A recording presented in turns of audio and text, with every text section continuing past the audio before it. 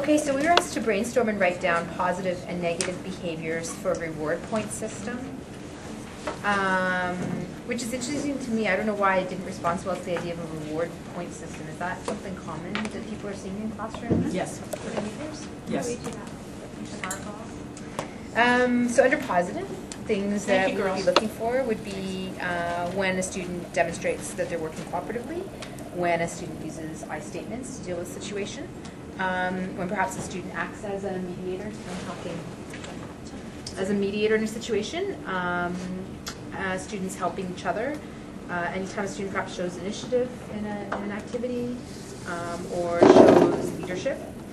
Some examples of negative behaviors would be forms of disrespect to teacher or fellow students, swearing, those kinds of things.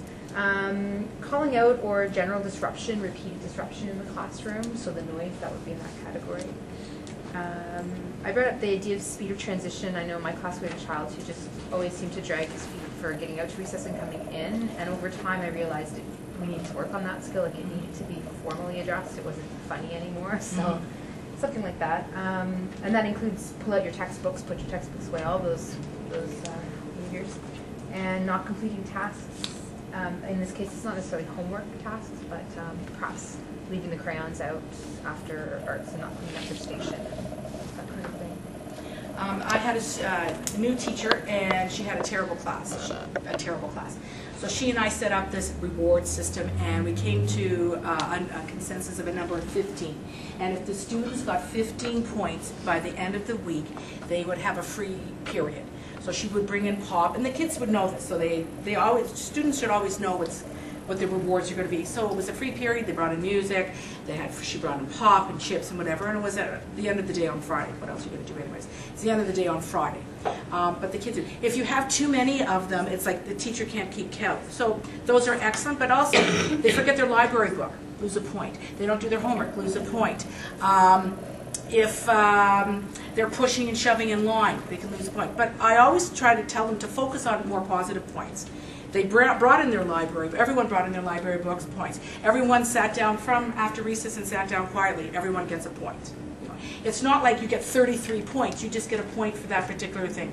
And you can also have it on a chart paper, how you get points, the positive points, and how you get negative points. So they can't say to you, oh, I didn't know that. So it's right there.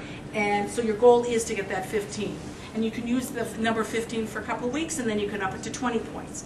You can also have a reward system where I've done it with primary teachers too. Every time they do something, the child goes up. They love stickers. You go to the dollar store, and let's say it's February. So the child goes up and they put a Valentine sticker to their name. They love putting up there. Instead of you putting it there, they put it there. It's great satisfaction for them. And if they get a row of stickers for the week, they get a treat. And if the class gets all the stickers, whatever, they get also a treat for the end of the week. Yes, over there. It's a reward system where you get positive and negative points for a particular situation.